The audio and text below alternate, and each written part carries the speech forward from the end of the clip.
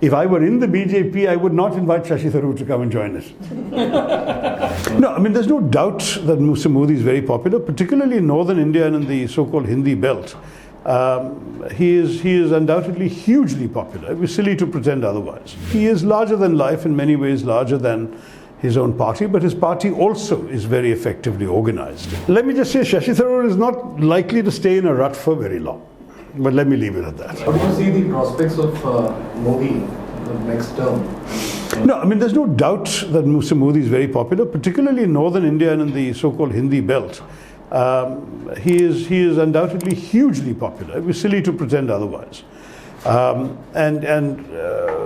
know, whether you call it a personality cult or whatever, he is larger than life, in many ways larger than his own party, but his party also is very effectively organized. It's by far the best funded party. Already in 2014, when they were in the opposition, they were better funded than most of us.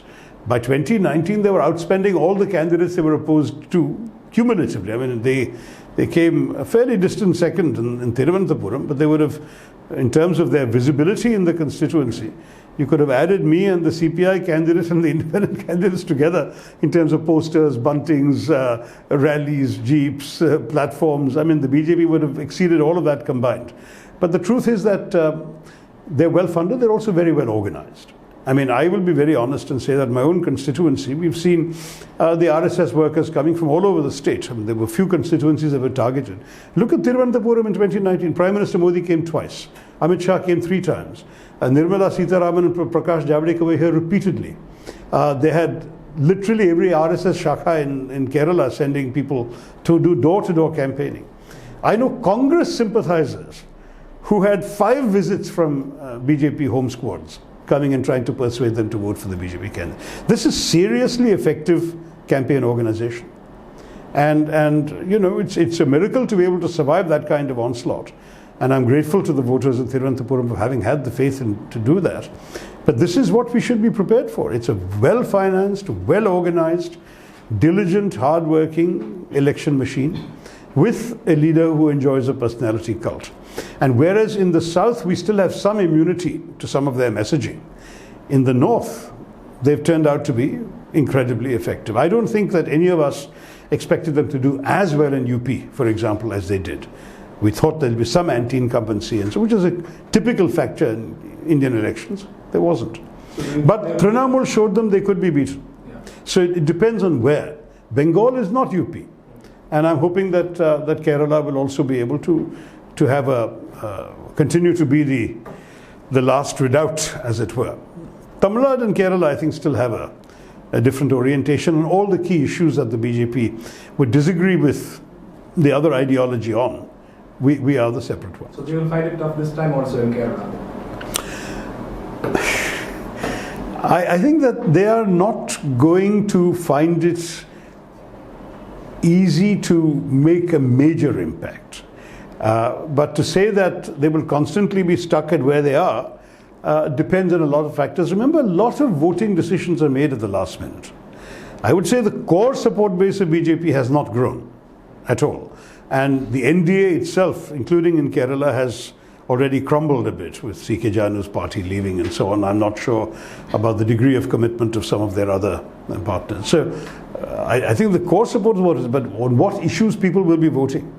In North India, for example, up to January 2019, the economy was a dominant issue and they were doing really badly on the economy. Then suddenly Pulwama happened, Balakot happened, the complete narrative changed in the north. So you can't really, a year and a half before an election, start making prognostications about who's going to do how. But I would say, as a general feature, the characteristic of our states, Kerala and Tamil Nadu, are much more resistant to the traditional BJP appeal, which is essentially the Hindutva message. Much more resistant than many of the states in the north have turned out to be. You know the question and I know the answer, but still, both AAP and BJP are very keen to rope you in. But they're not the only ones. Oh. But the point is that, you know, I have the great inconvenience of having ideological convictions. And those convictions go back way before my entry into politics. My books, I mean, I published my first book in 1981. reasons of state. So for 41 years, I've been laying out a fairly consistent vision of the world, which is, for lack of a better term, a liberal vision. And I am, in that sense, an old-fashioned liberal. I don't go around judging people. I don't go around telling people what they should be. But I do go around trying to work for what I believe is my vision of a better society, a better world, a better policy, a better anything. That's the kind of effort that I'm prepared to make. And I've done this and I've written things when doing so put me at odds with what is now my party. Because, for example, I was very critical of the emergency. I was very critical of many aspects of the state control of the economy, all of which I have written and published, so I'm not going to deny them. In fact, I still remember that when I first contested in 2009, the CPI would place a very prominent lawyer, later a president of the Bar Association. In all these public debates we would have before the channel, he would be sitting in the front row with a copy of the Malayalam edition of India from Midnight to the Millennium. And his first question would be to read out some nasty thing I'd said, you know, about the emergency or whatever. To which my answer was, listen, I stand by my words. I meant everything I wrote, but I'm not fighting the elections of 1977. I'm fighting the elections of 2009.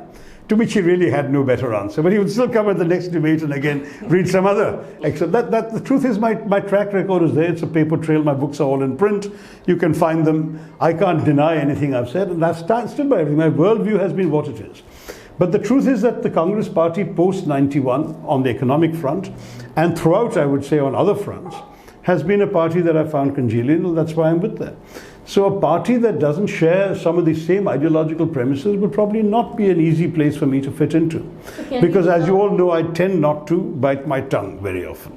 Once in a while I'll keep silent, but I will not say anything I don't believe in. Okay, so can we rule out BJP? I mean, from what you said. I think that's pretty obvious. And in fact, if I were in the BJP, I would not invite Shashi Tharoor to come and join us. So, but AAP is still there. That option could be a possibility. Look, I have respect for many parties because each in their own way has their own good qualities. In Delhi, we are opposed to AAP. I'm not going to sit here giving them an endorsement and then being accused of anti-party activities. But I will say some of the work they've done is good, and the service delivery aspect. We've seen the same with 2020 in Kerala. If you can deliver services to the public effectively, that's not a bad thing. I don't think that we should knock that. When it comes to other parties, and there are other regional parties in the country which may choose to have national aspirations, there are parties which have got broadly the same sort of ideology as the Congress, because they've at some point spun away from the Congress. And you know which parties I'm talking about. So it's difficult to say that ideologically there is an incompatibility, because very many parties in our country share broadly the same orientation as the Congress when it comes to the mixed economy, foreign policy, political democracy, freedom of the press. I mean, you name sort of 10 touchstone issues and there'll be 10 parties that claim to adhere to all of those.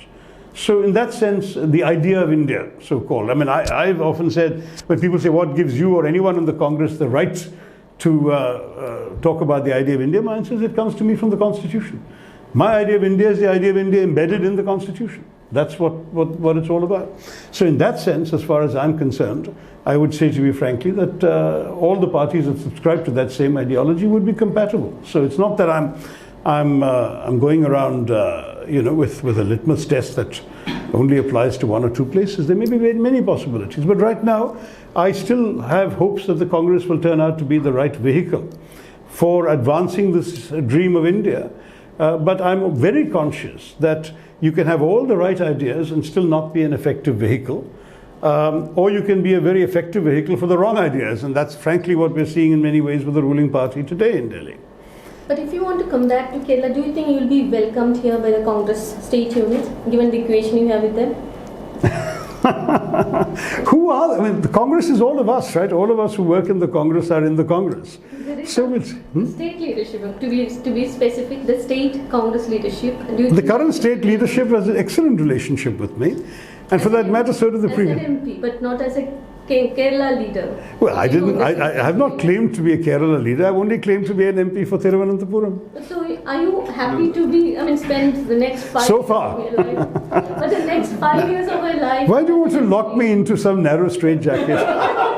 We're talking about the last 13 years. I've been MP for Thiruvananthapuram. Because we all believe you deserve a better space, not just a Your random political MP career who seems to be stuck. Exactly. You are in Congress, you are an MP. But beyond that, and where is Shashi Tharoor headed? We would like to know. Let me just say, Shashi Tharoor is not likely to stay in a rut for very long. But let me leave it at that.